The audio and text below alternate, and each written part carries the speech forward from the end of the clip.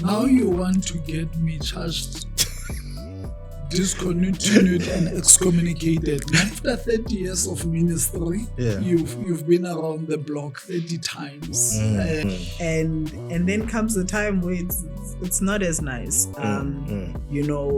Where church is just naturally stressful. Okay. Get home to my wife. I don't want to get home to my mom root. Yeah. So I think more than what went wrong in church, I think humanity evolved. Okay. The idea of ministers then saying, this is my church, having that type of mentality. How you lead people today is not exactly how you would have led people 40 years ago. And I was reading a report that said the second most traumatic thing that happens to a human being is moving. Right? My father was a Methodist, my grandmother was a Methodist. We come from that generation of loyal people. These ones are not loyal to any brand. It's one of their characteristics. Our shift is we're not going to shift our focus to grooming them and capturing them and molding them and giving them space and channeling their energy and giving them the purpose and the reason to remain in church. We are going to lose them to the world that is ready to welcome them, only to abuse them and to misuse them and destroy their lives.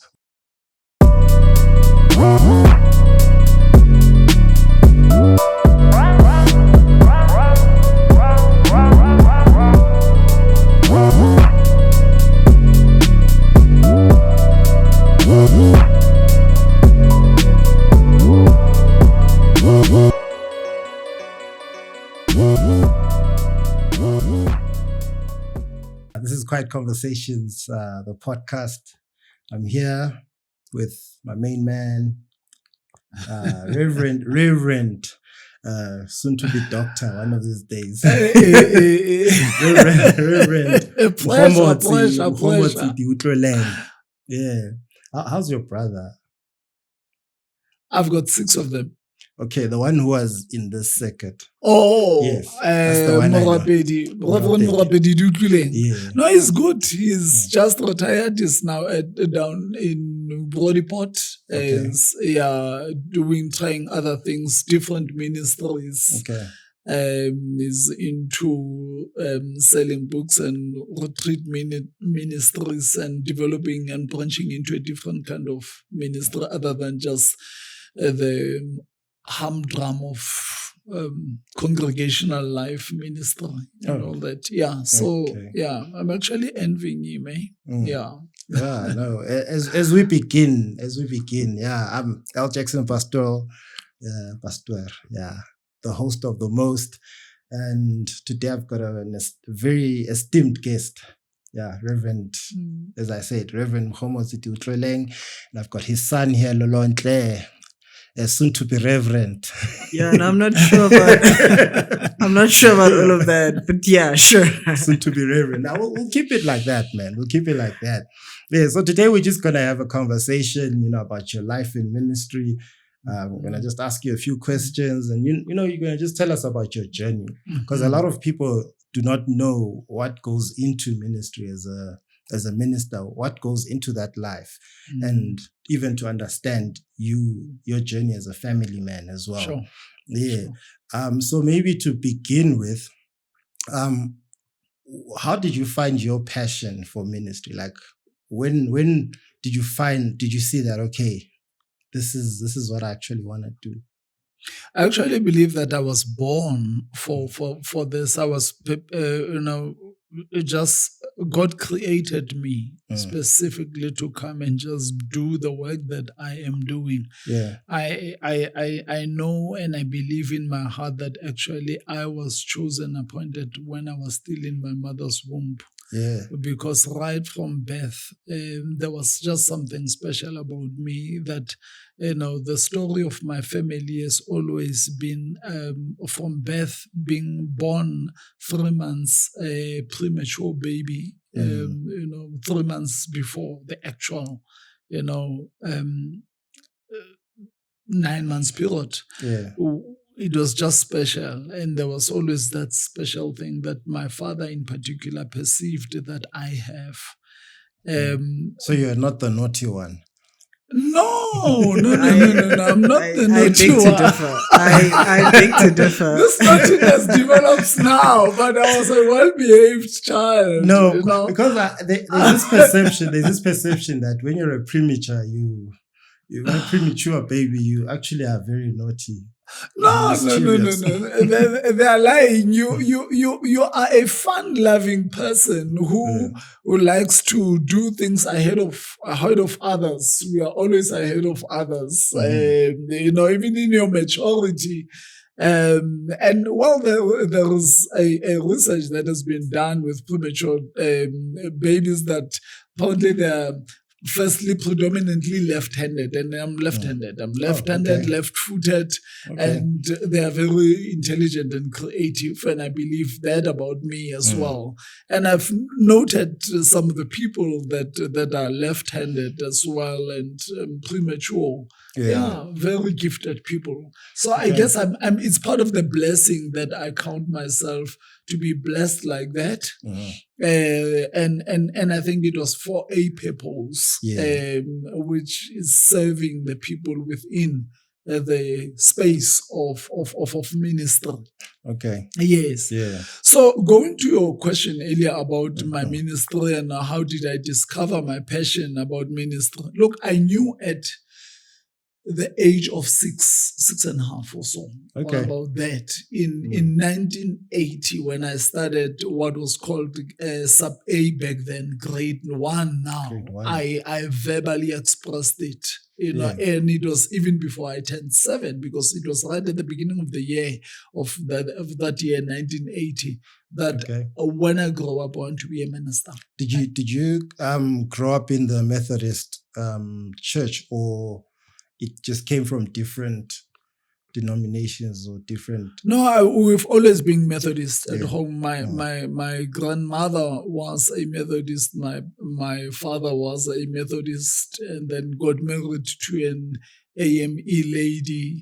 But then our spiritual life as a family is a bit complicated, because of the giftedness of the family, and particularly my father with the gift of healing and prayer, he had to then be exposed to the spirituality of the African traditional instituted churches, Mapostola and Sebenzo Yasipostola.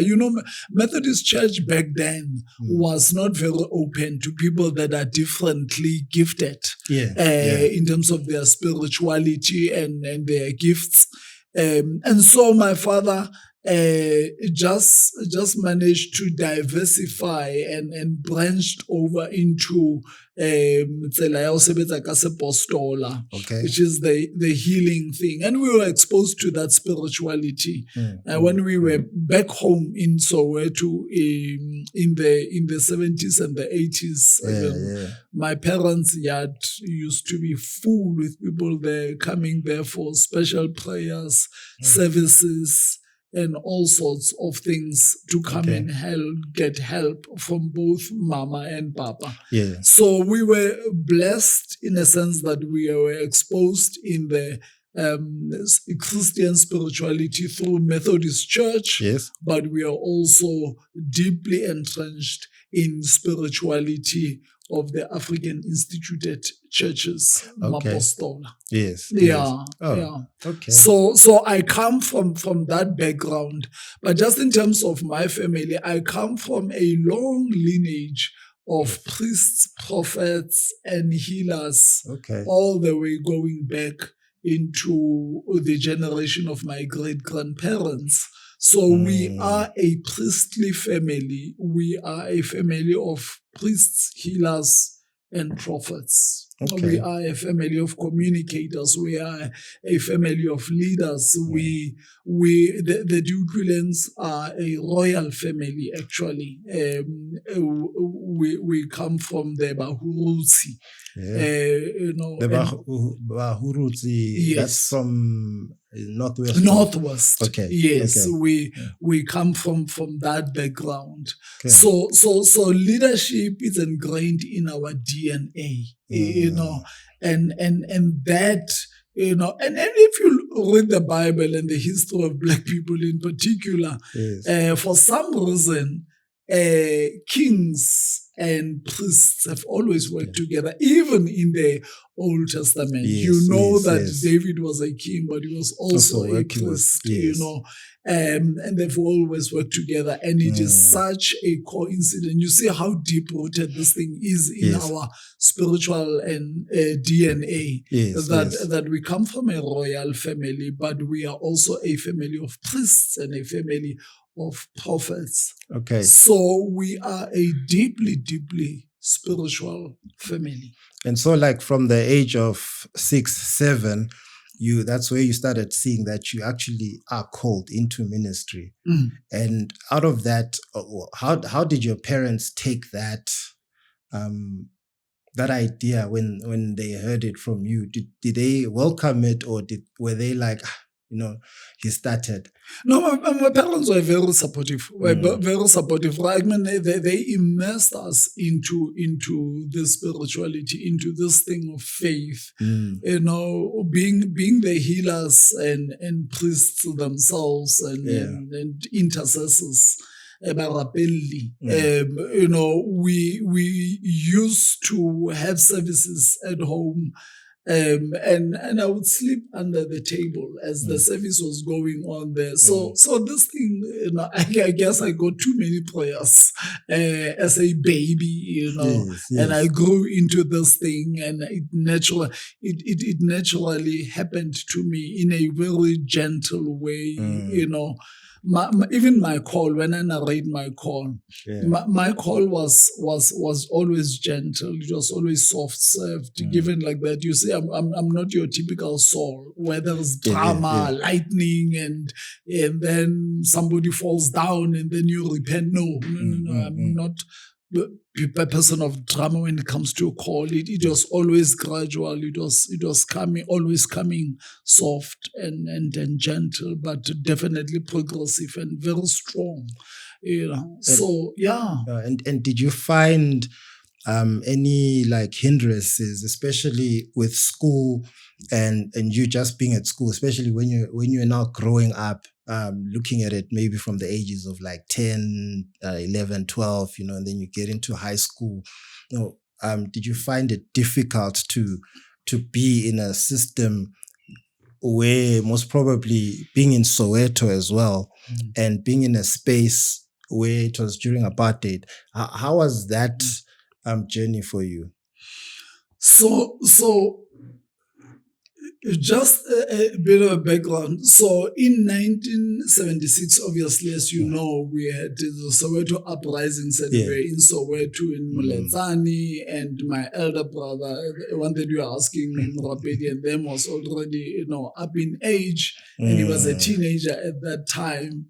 And my father was very politically conscious as well. And he began to pick up that this one is going to be joining politics very soon. And at that point at home, there was 5 of us and 4 were boys already. And my father was worried that, look, bringing children up in a politically volatile area like Soweto, you are bound there to have a problem because they are going to join politics. So in 1978, he then moved with us from Soweto to Northwest. And actually what motivated that was that with the Bantustan system that the apartheid government introduced, when I was born in 1973, without asking, without seeking or interviewing or talking to my parents, they just wrote my certificate, Motswana, and then citizenship, they wrote Buputatswana. Okay. Without even asking. And my father looked at that and said, this child is going to have a problem if we remain in Soweto, because it was then the central government in the South African. So he decided, okay, let's go to Northwest so that we avoid all sorts of problems. Yes. So in 1978, we then moved to Northwest in the Bretts area, and Okay. that's where I spent most of my life. I grew up there until I was 18 when I matriculated and then went for tertiary institution. Okay. So the issue about growing in faith and whether I found it, was it okay or did I find it difficult as a child who has a call?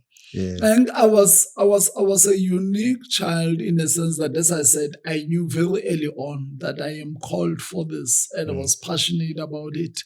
So I was always in church and showing signs of leadership very early on. You know, I mean, at 9, when the Sunday school teacher was not there, I would be teaching. I would be leading songs. I would be telling them what to do. Leadership right there. Signs were very clear. And I mean, my first sermon was preached at a convention in Botswana. And I was about 12 years old. Wow. That was the first time I preached in a packed convention of the Young Women's Manyano at that time. You know, Young Men's Manyano, like they're still working with young children, boys and girls. The Milk Guild. I was part of the Milk Guild Brigade. Okay. So we had an opportunity. And at that point, I mean, at the age of 12, when I preached that sermon and the house was so receptive, I was like it was very clear in my mind and in my heart and in my soul. Everything in me knew that I am meant for this. The interesting thing is that because I was short and I was tiny, you know, they could not see me. So I started preaching, you know, standing on the floor like everyone else. And then when they realized that we can't see this small voice that's coming through the mics, they took me and put me on the table. So I preached on the table, and it was just so that gift was nurtured and affirmed at a very early age. So I was never a confused child in terms of my career, what I want to do or who I want to be. And I became a teenager. It was very clear still in my mind that I am going to be a minister. Around 14, 15, I then thought, okay, maybe I need to go train as a lawyer. And qualify as a lawyer first and then go into ministry. And I knew that I don't want to be a lawyer. All I want is just for me to acquire the degree, and then I will use that whenever I need to use it. So from the age 14, 15, then I really looked at law and I followed law, you know, and then we went to matric. When I got to matric, I passed, and boom, Papa did not have money for me to go to varsity. Where was NSFAS? Where was NSFAS? There wasn't NSFAS at that time, you know. And I was at home the whole of 1992. Miserable and all that, because my friends went all to university and technical, some in engineering, others in medicine, and others do all sorts of different things, electrical and all that. But I was actually, I have a question that's interesting enough, because even when I was just growing up, being in high school, I've always wanted to be a lawyer of some sort, but I never went into that field. What is it with lawyers and ministers? Even Lolo is doing law at the same time, but his call is... This one is his father's son. And how are you finding that, seeing him growing up in this, in this environment where you kind of seeing a carbon copy of yourself through him? It's irritating. It's irritating because I think it's stupid. Why couldn't he just take a different route and just focus on being a lawyer, qualify, and be the next Ngugaidobi and do the things that lawyers do in constitutional court? And he's busy with the ministry, helping out in church, youth ministry, this and that.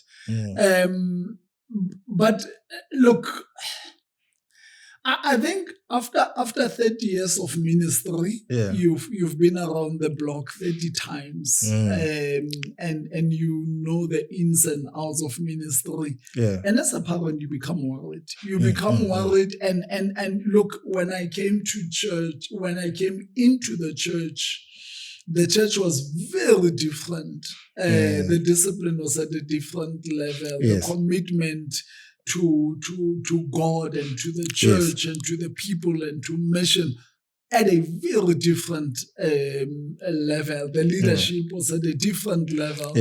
And I look at the church now, I look at the church that I came into, and I know that the church I came into 30 years ago is no longer there. Well, what do you think went wrong there?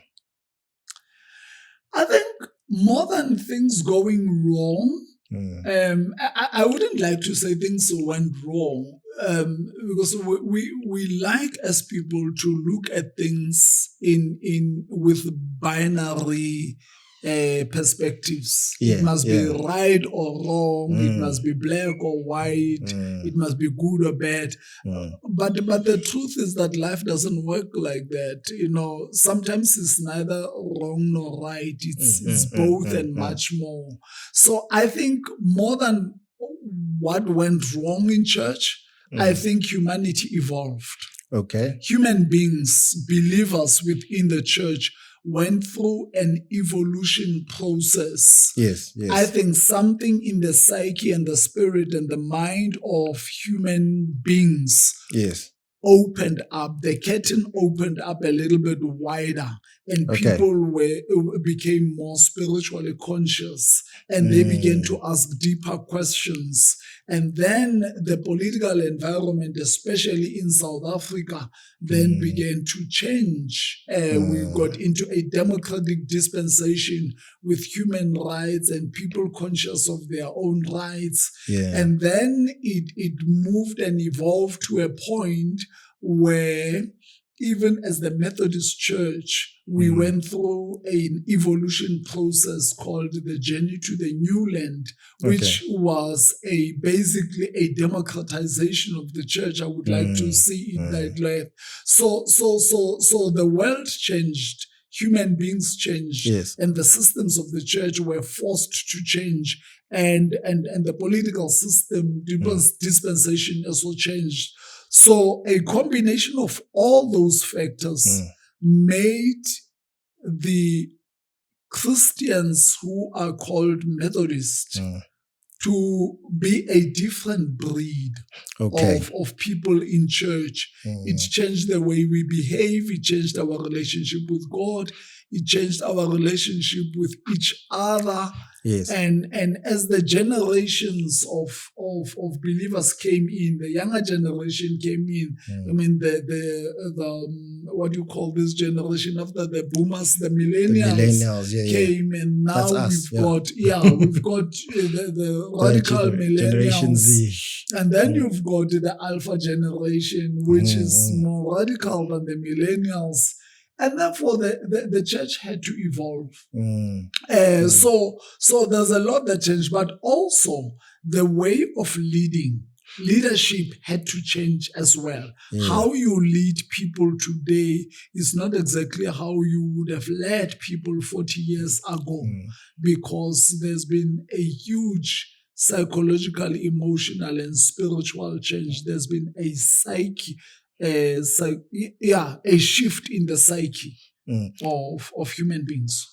And for you, Lolo, when you're looking at how the church was for you growing up, and as it evolves, because I'm sure you've been involved in the church from a young age. How do you see the church going? Like, what's your thoughts around that? Yeah, so I think the first thing is I was born into a township church. Yeah. So quite literally the principle of Ubuntu was what existed in that time. So everybody was either your grandfather or grandmother, you know, and so that's the spirit that I came out of the church, or that specific church with. And moving to a different church, then you got a new side of the church. So for me personally, I definitely do agree that, you know, as time evolves, the church evolves as well. I think there's also centralized things that I found moving with my parents around the connection, to say that in every space there's one thing that, in every what you call church, there's one thing that remains, and that's the spirit of Ubuntu. That is the spirit of love, and that is the spirit, and I can say the spirit of blackness, that I think, even though the church is going to evolve, those parts should not evolve. And I'm very excited to work with those parts. And actually, with that journey of you moving around, wasn't that a difficult thing for you, looking at it from where you are in this space, and then now you're in one society, you've grown there, you've got friends, you've got, you know, different things, you're at a different school, and then now you have to move to a different society. How was that for you? Yeah, of course it had its challenges, you know. Some were sadder than the other. And obviously, as you grow, you start to have more meaningful friendships and more meaningful connections with people. And it's completely heartbreaking to see that space where, you know, you basically have to go out of it. And I was reading a report that said the second most traumatic thing that happens to a human being is moving, right? But I hate to say it, but you get used to it. It's the name of the game. And yeah, you know, didn't that like stress you guys out, you and your family, especially with your siblings and all? Yeah, I think I can't speak for my two brothers, but I'll definitely say for myself that I think I got really lucky in that when we had to move from the first church, I was in grade 7 going to grade 8, so I was moving anyway. And then when we moved from the second church, I was already done with matric and already in Pretoria. So it hasn't affected me much, but I can say for my older brother that going from St. Paul's in Katlehong to coming to Edenville was a big change for him, because unlike me, I think he was in grade 9 or 10. So he had already established himself in high school, and I'm sure he was cool where he was, and then he had to go be a nerd again. So yeah, it has its challenges. Okay. So Rev, what do you think would change, the church could actually change or could develop to help, especially with the moving around? Because sometimes it destabilizes the family, destabilizes, you know, the human being, the being of people, without looking at it from a ministerial point of view, but just from looking at it from a human perspective. Or what do you think we can put in place as a church to kind of help that space? Look, I'm not sure if there would be a perfect solution to that problem, if it's a problem at all.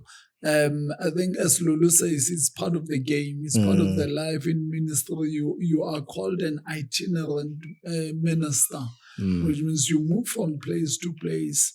It has got its downside, the downside to it, the psychological move. It's a very difficult and painful process, particularly for children and our partners, our spouses, our working people. You've got to change that.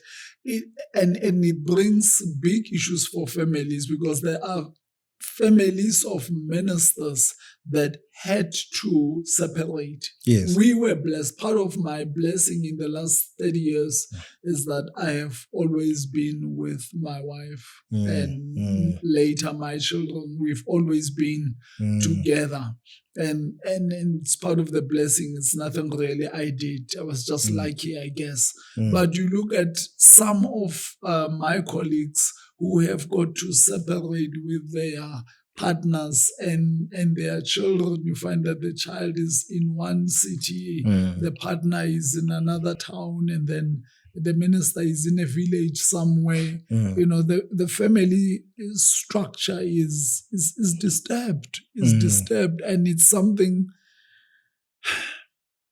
It's painful. It's a big price to pay, and I know sadly that there are clergy families that did not survive that kind of system. Divorces happened. They've happened, yes. There has been very big and traumatic things that have happened precisely because of that.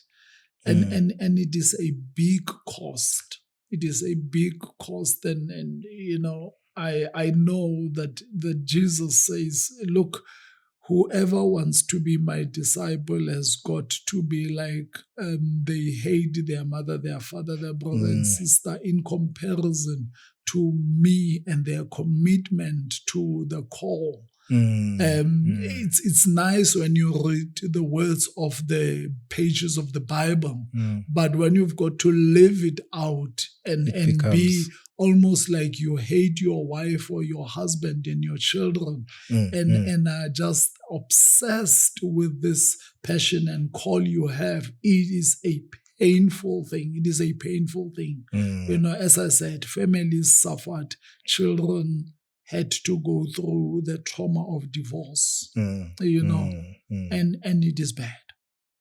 So I'm not sure of the solution, except to say it would help a great deal if the local church, we would have that sensitivity and consciousness that ministers to a very large degree, let us try and keep them as long as possible.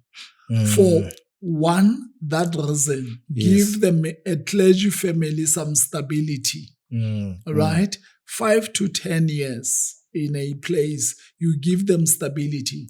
But the second reason is that given my experience in ministry, I know that there is very little significant work, if any, that can happen over 3 to 5 years in a congregation or a circuit, depending on the size of the circuit and the size of the society. 5 years is a very short time. 3 years, I don't even want to go there. I mean, in 3 years, you are still trying to know the names of class leaders. Forget the congregants, just your class leaders, knowing them by name. You're still struggling to know all of them.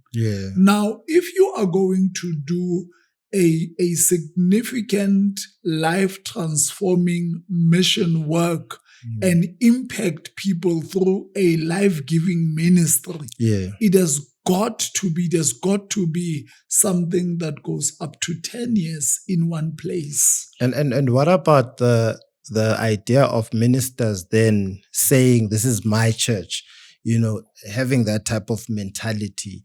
Don't you think the having the shorter terms gives it takes the minister, the person, away from having that mentality that this is my church, this is how things are supposed to be done, and this is how I do things? Yeah, unfortunately, we have got that weakness as the human species that we tend to form comfort zones, and when we've been in a place for a very long time, we form a comfort zone. But I think it will help us. It will help us to know as ministers that we are agents of the kingdom. We are disciples of the kingdom when we are called to serve. And it is about God. It is about Christ and the mission that we have been called to lead and facilitate, and not to build your own kingdom. And by so saying, I'm not saying that ministers should not form deep and authentic relationships with the people that they serve. I mean, we are a relational a community as the church. And it should be like, indeed, relationships should be deep, should be authentic, should be life-giving. And when the relationships are deep and authentic, that is when bonds are going to be made, an effective and great life-transforming ministry and mission will happen. So there is on the one hand the need to really connect to your people, because if you are not connecting to your people as a minister, then you are going to have a problem, right? But on the other hand, you need to then know and have a spiritual sense and discernment to know when it is the time to go. When it is, you need to be able to connect to the Spirit of God so perfectly that when is the time to go, you are not going to be pushed. You will willingly and voluntarily offer to go. Who's that guy now? I'm forgetting this distinguished African academic. I think it's Professor Lumumba, who says a good actor knows when is the time to get off the stage, whilst the audience are standing up and applauding. You know when to move off the stage and let the curtain pull down on your part. And it is important as ministers that we know when the dance is over and we disappear behind the curtain and move over to the next circuit. Okay. And then in your moving and just your journey in ministry and in this 30 years with your wife, how has been her life emotionally? Look, she's the best person to answer that, but it has got. But from your discernment, from my perspective, we have been very good ministry partners. She came in and she got into the system. She enjoyed the system and endured the system. You know, there are good times and there are bad times. There are glorious moments, epic moments of beautiful time in service, but there are very deep, dark, lonely and frustrating times where things are dragging and ministry is not fun to do, where you feel empty and all that. We've been through those emotions. She has been through those emotions. I've seen her glowing and happy on top of the mountain, things happening and excited to do the work of the Women's Manyano, going to this convention, to that triennial, going to this retreat, connecting with her colleagues who are also Bomamuruti. But I've also seen her cry at 6 o'clock in the morning, crying not because there were any problems within the family, but crying because the ministry is so tough and it is lonely. And I have seen her not knowing how to handle me when I am moody and I'm snappy and I'm distant because I'm keeping a lot of things in my bosom. And I don't want to tell her some of the things because I don't share some of the things to protect her, but also to protect the congregation. Because how I deal with things is different from where she is as Mamuroti. And I've seen her not knowing what I'm dealing with and frustrated by the fact that she's got a moody, distant and snappy cold husband, you know, very difficult times of ministry. And I've seen how ministry has even gotten into our own relationship as husband and wife, where the problems that we are fighting about are nothing that has got, it is nothing that has got to do with us, but it's everything that has got to do with the church. So I've seen all those sides, but it has also been a good time together when our sons were born, very great time to see them grow up. As you can see the picture, they still little bambinos, they are now grown up, with all the problems that they bring with now. But we've got young adults now, it has got its headaches, it has got its blessings. But it's been fun. It's been really fun so far. So would you like, how would you advise a young man like me, about getting a wife? Because I have this perception, right, that having to have someone that's mamruti, or having someone who's distant from the church.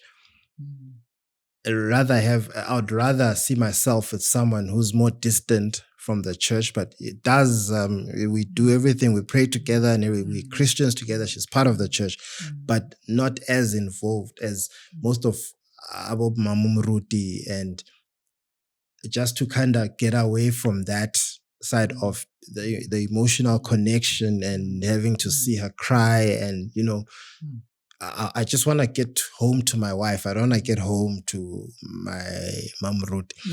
What's your thoughts on that?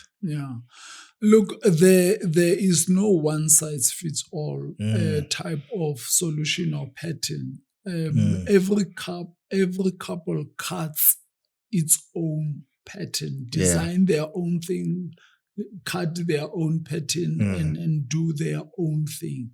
There are things that worked for me that might not necessarily work for the next couple. And so as a couple, you've got to be able to work at your ministry and know what works for you. Right?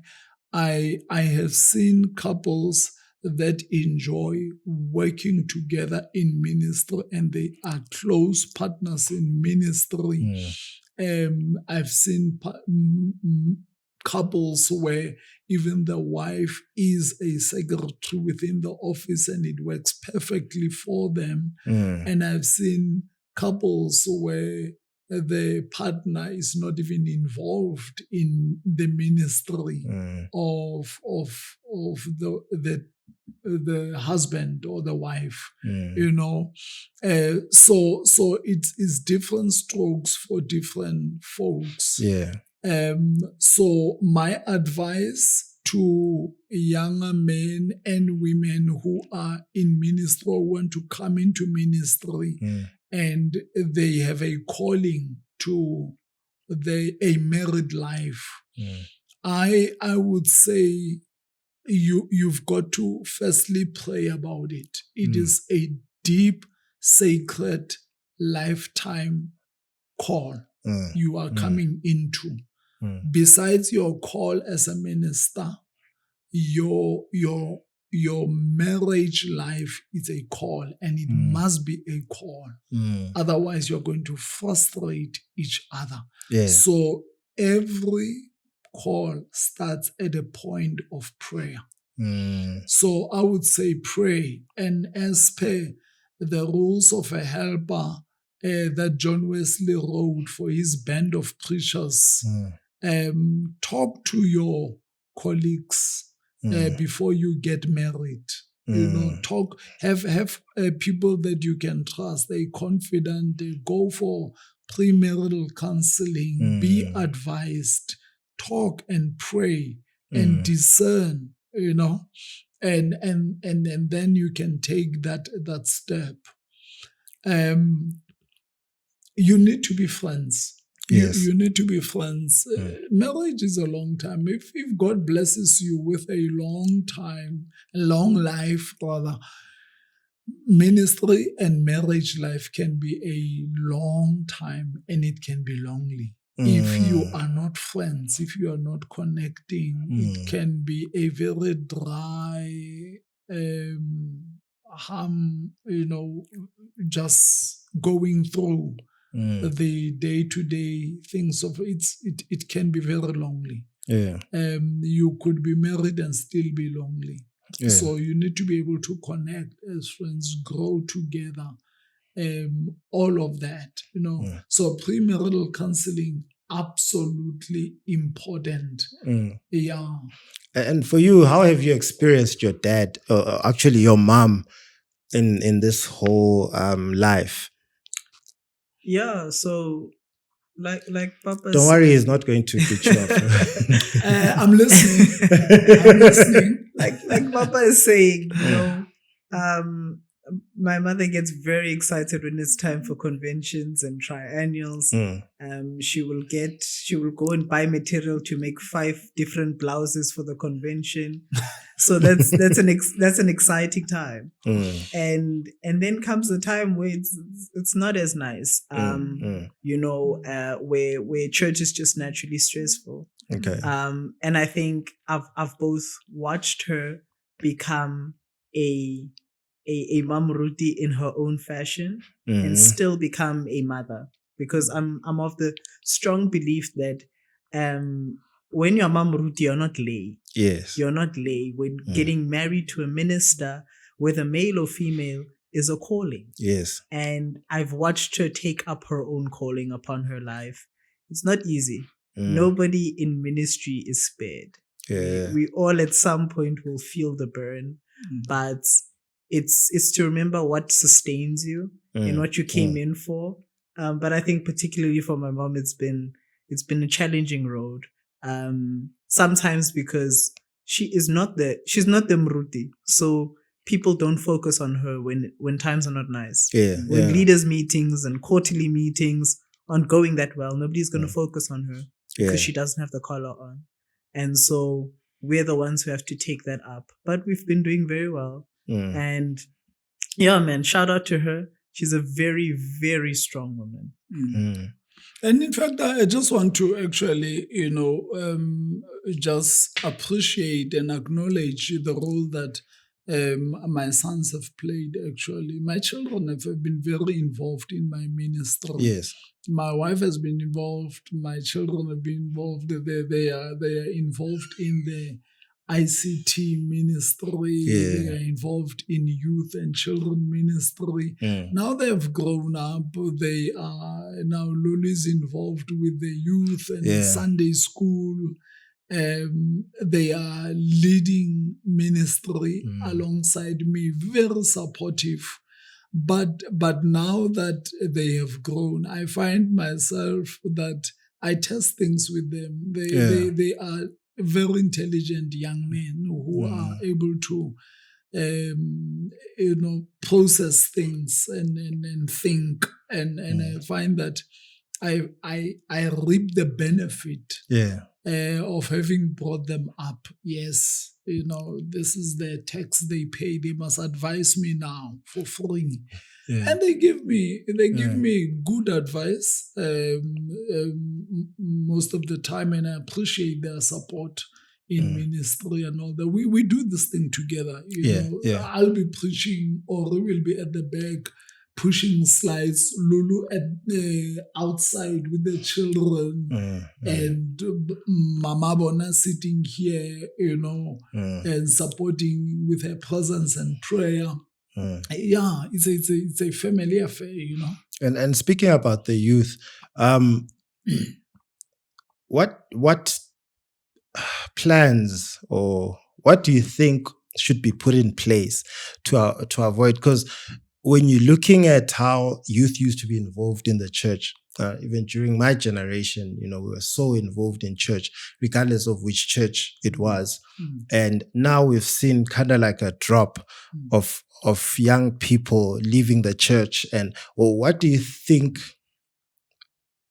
we could do to kind of rebuild that from a minister's perspective?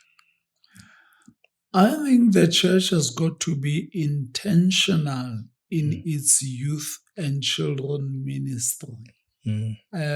We have got to be able to read the signs of our times. and know that we have got a different generation of young people and children who have now become part of the system, and they are a different breed, they're a different generation with an expression that is like no other. And therefore, we've got to innovate. The ministry has got to be innovative and has got to be creative. We've got to find ways of accommodating them. And a simple thing like a ministry using technology, digital ministry online, using technology to reach out to them and talk to them at their level, that kind of thing, to introduce them very early on into leadership of ministries, to accommodate them. They've got a different way of expressing their worship and their love for God and their connection in the spirit. Create space, and we come from a Methodist church that is traditional hymn books and structure, order of service, liturgy goes in a particular set way where you know how the whole thing runs. You've got young people now, teenagers, who you need to find an engaging way where you will give them a chance to exercise their talents, exercise their minds, exercise their creativity. Look at things like sports ministry. Look at ministry in the arts. Look at ministry that helps them to find their own voice and their own understanding and relationship with God and express it as such. So using the arts, using sports, bringing the loud music, using technology, speaking the language, allowing them even with the dress code, allow them to dress in a decent way. They're still decent, but you are allowing them to be children. I come from a generation where at the age of 11, 12, I was taught to put on a jacket and you've got to have a tie and all that. That's my generation. But they dress differently, so allow them to do that. Allow them to do that, and allow them to teach you as an adult, as a minister, as a leader. Let them teach you on how to do ministry for them. Because they do express their needs, these children. They're very articulate. And by the way, these children, this generation does not have brand loyalty. You see, my generation, my father was a Methodist, my grandmother was a Methodist. We come from that generation of loyal people. These ones are not loyal to any brand. It's one of their characteristics. If it's not working for them, they are not married to it. They move, they change. And the options are many. They've got options online. They've got options with all the churches that are popping all over the place. So you've got to reckon with that. You've got to deal with that. The times are completely different now, Children in South Africa can very easily attend church in Atlanta, Georgia. True that. So that's the space we are in. So we need to evolve as the church. True. And what's your thoughts around that? Around youth inclusion in the church. Sure. I think first off, Something that you It's- studied, but yeah. Yeah. I think first off, it's crazy for me that we even have to sit as the nation of South Africa and discuss how integral youth is in society, more so in the church. Up until 1976, Yeah. the parents were sleeping, and it was the ones who are old now who are the ones who shook up the whole country and invited the whole world into the issues of the country. And to see that those very same people who were activists in their youth to be the same ones who are pushing aside youth synods and saying it's children's ministry, who are pushing aside, children's ministry and saying we are going to go to a creche, to be the very same ones who are not being active and intentional about their youth. It's heartbreaking. Yeah. And I will say that although it may seem that it's most, there are some leadership. There are some people in the church who show their leadership through the youth and who understand that the youth is in the center of the church. But I think it's not enough. Yeah. I think treating us as 20% of the church is not enough. Because forget us being 100% of the youth, the 100% of the future. Currently, if you do not, like Muruti saying, if you do not treat the youth as if they're integral parts, they don't have brand loyalty and they will jump ship. Yeah. And it's only us who are just enshrined in our hearts who say, I am a Methodist, but I can't say the same for my colleagues. And quite frankly, I don't blame them. Yeah.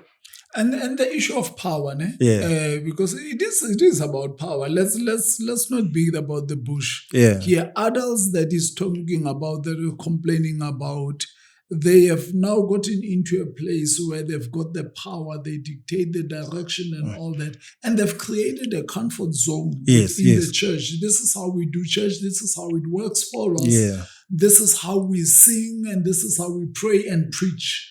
Now you bring a generation that wants to bring a radically different way of worshiping and praying and preaching and teaching and relating to each other. Yeah. It is the paradigm shift, which means some power has got to move as well. But you see the problem with the inability to make that psychological, emotional shift as the adult generation is that then we are creating a rift between us and young people. And then we are making sure that we are chasing them away from the church. And the world out there is very willing and ready to accept young people. It's recruiting them. The agents of darkness are not targeting people like me in their 50s. I'm too over.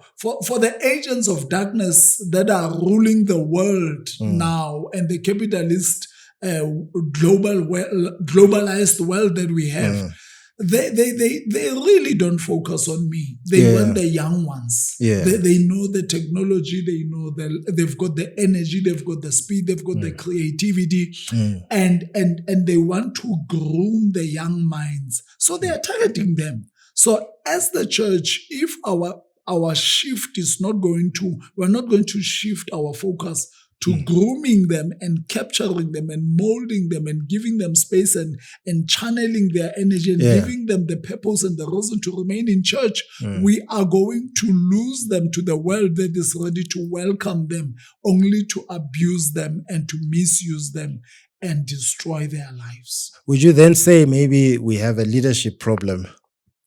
Yeah, we do.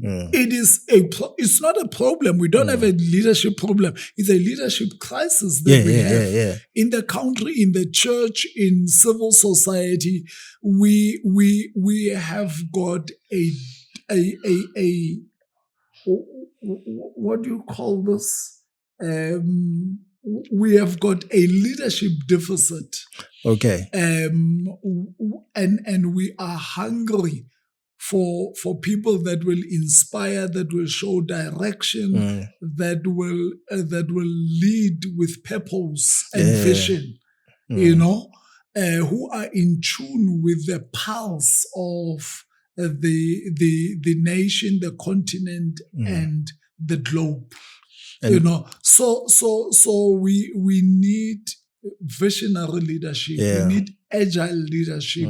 We need disruptive thinkers. We need leaders that are spiritually conscious and intellectually attuned, for them to be able to connect all of their faculties in leading the mind, the heart, and the soul, in leading in a very creative, innovative, visionary way, and to inspire the people, to make people believe that we can move from this level to the next level.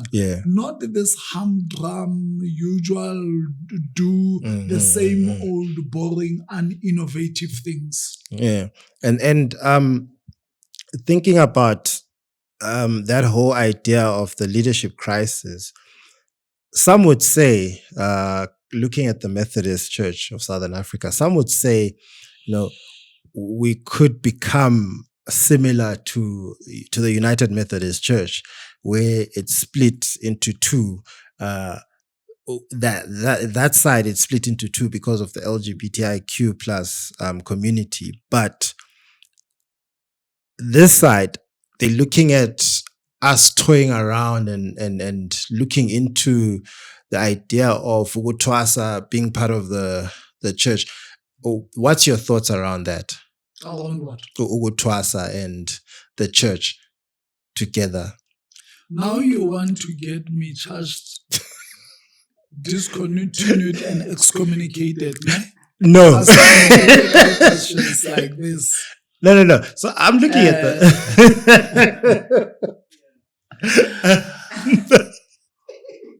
I think as Africans, we are in a very interesting space, I would call. Africans have evolved. Yes.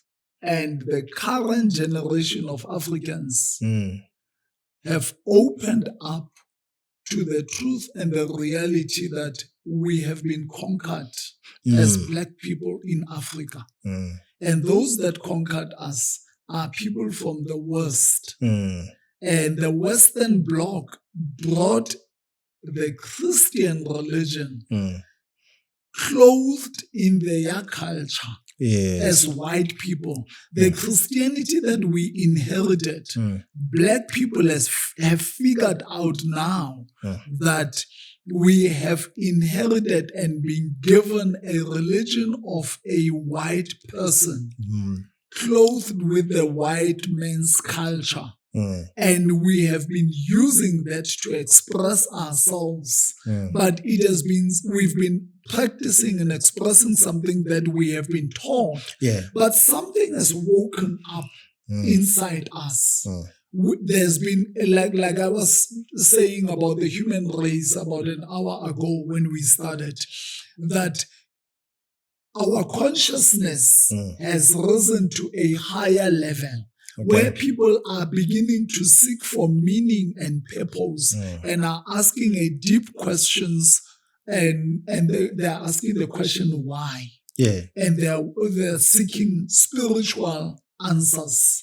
And when Africans woke up to that reality, they embraced their identity, because they realized that the first thing that the white people did when they came to Africa to conquer us is to break the backbone of our culture and spirituality. And any nation that is not culturally rooted and is detached from their authentic native spirituality, that nation becomes a weak nation.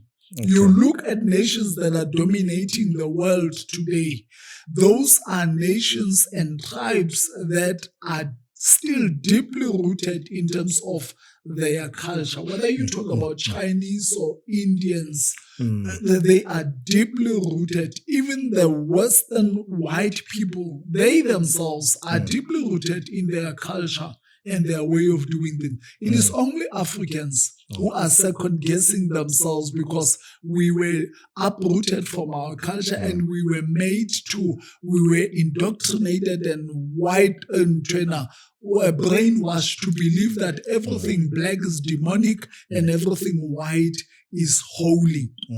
And therefore, what pushed the Ukuthwasa thing into the mainstream conversation of the church is because black people and the current generation of young people are saying, hang on, we are no longer going to be second class believers in our own church and denying our own identity. We are Christians because we have been given this thing over many, many, many generations. Now that we have accepted it, we are also conscious of the fact that we are Africans and we want to bring our Africanness into this thing of the Christian faith. And therefore, they are pushing that and embracing who they are. And now the church finds itself having to react to a horse that has already left the stable. The people in church are not asking to go through whether they want to go through the process of Ukuthwasa or not. They're already doing it. They've been doing it. You know, now the church has got to play catch up. You know? I'm not sure really that as the Methodist Church, we do need to have a theology of Ukuthwasa. I'm not sure really. Okay. Because it's not like this is a new thing. It has been happening. We have been having sangomas in our church. It is just that now this current generation is confident and bold to say, we are coming out of the closet. We are who we are.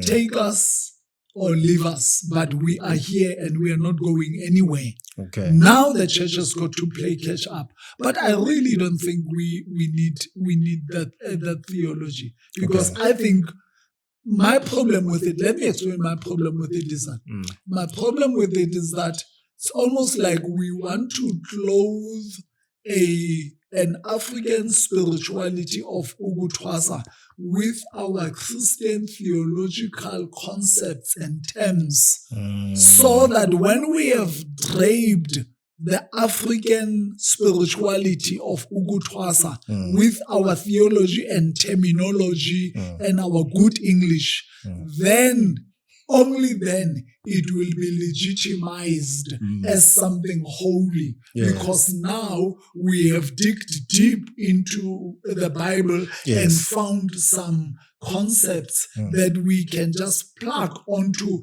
a dynamic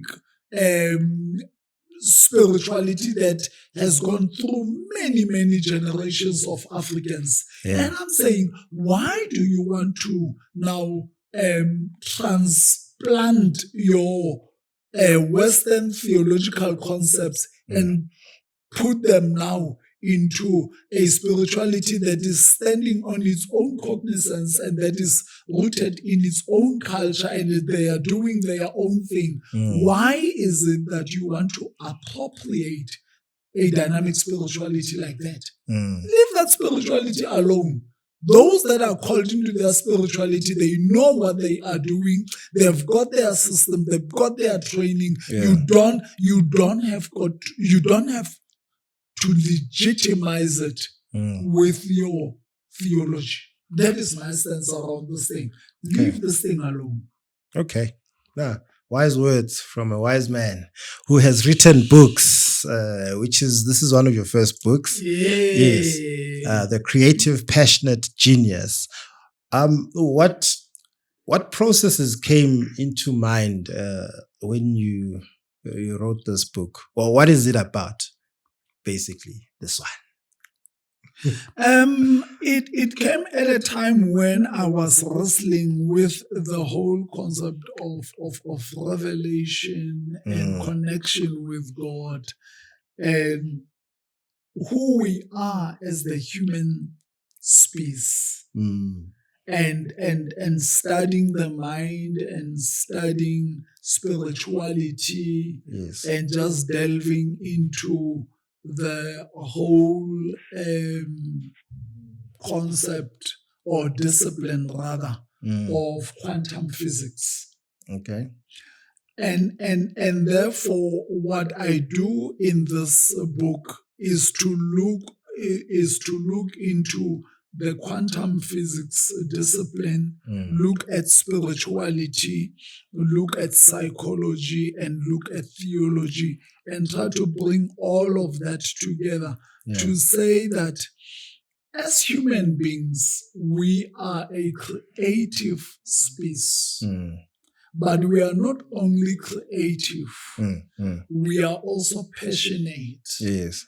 And there is a passionate and creative quality in us that needs to be unearthed. And this book helps you to unearth the creative side of you, the passionate side of you, using the faculties of the mind, your soul, your spirit, your faith, and scientific tools that we have. Is a very deep book that goes into various disciplines, but ultimately it teaches you 7 principles of uncovering your creativity. Okay. Right. And you are busy writing another book. Yes. You call it the burning bush. Yes, the burning bush. What's that book about? So this year, I am celebrating 25 years of post-ordination ministry. Okay. So in the Methodist Church, you train for 5 years as a minister, and then you get ordained. And so I was ordained in 2000, in the year 2000. So this year is 25 years. And the Synod of the Limpopo District, on behalf of the Methodist Church of Southern Africa, gave me this shield that I am very proud of, to celebrate that 25 years of service to the Methodist Church and to serving the call of word and sacrament as a presbyter. Yes. Now, as part of the celebration of that 25 years, I have written, I'm in the process, in fact, of writing a book. It's almost at the conclusion now, of writing a book called The Burning Bush, where I am helping people who sense the call of God in their lives and they are seeking meaning and purpose, on how to identify the signs of your call. Okay.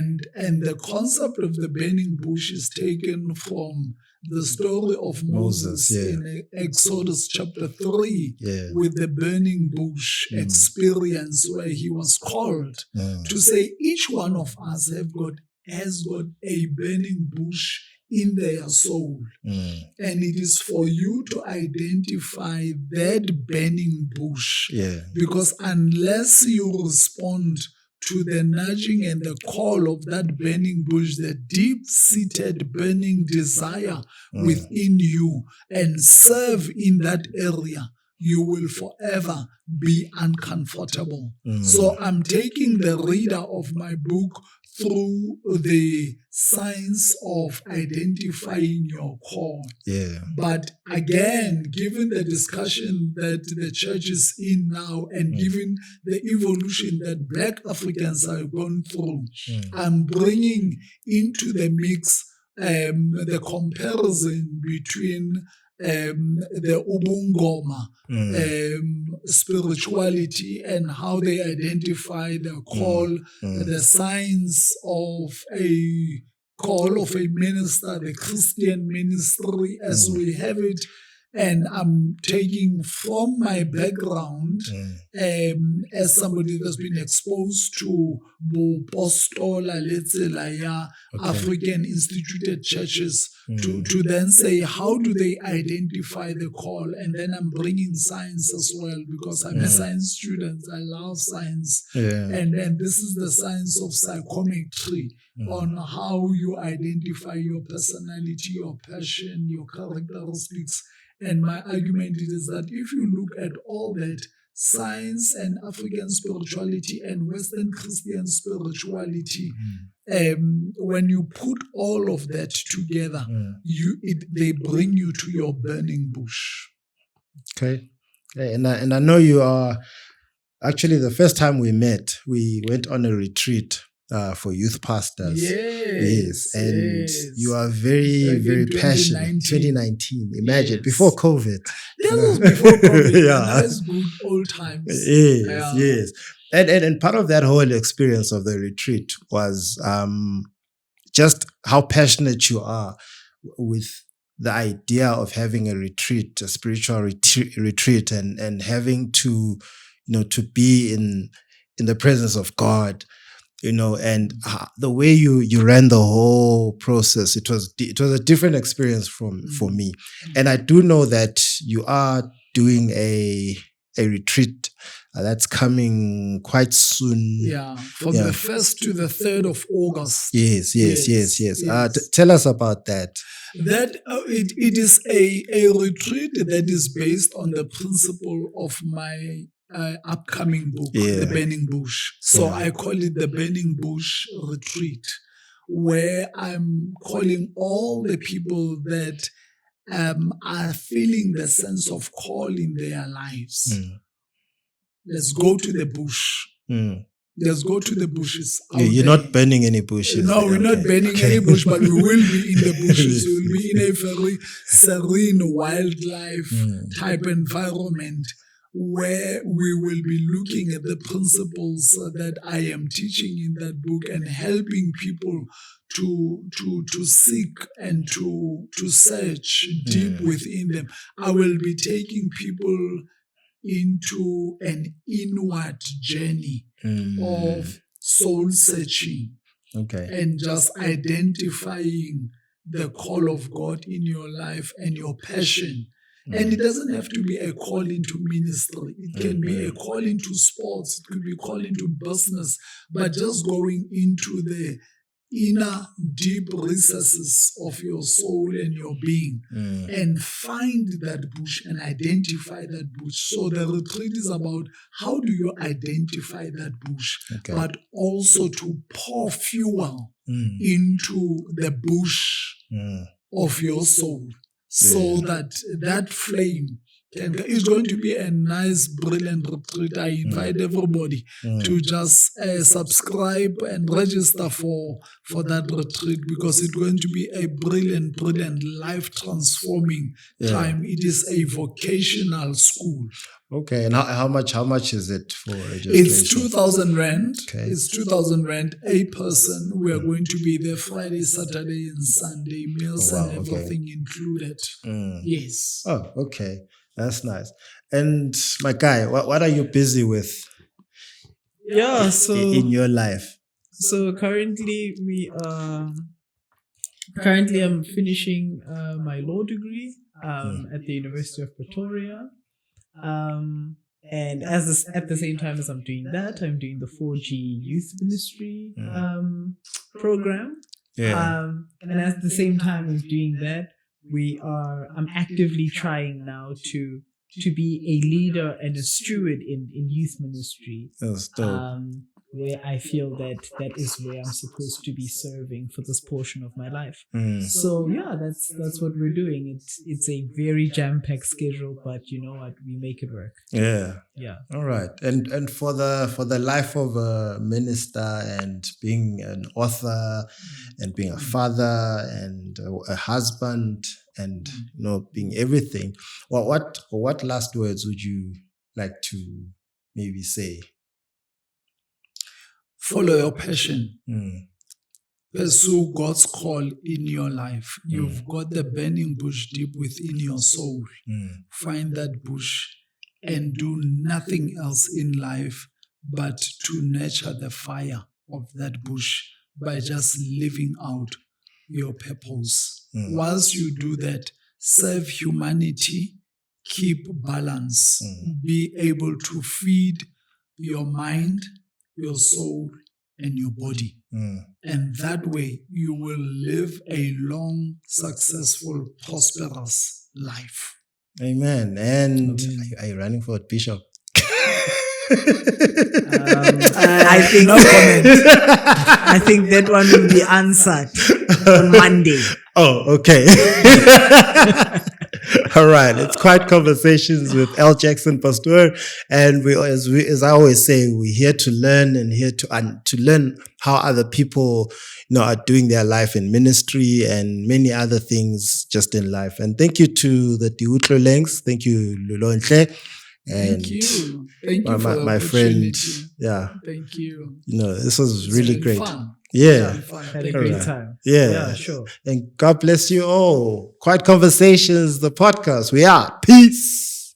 Thank you.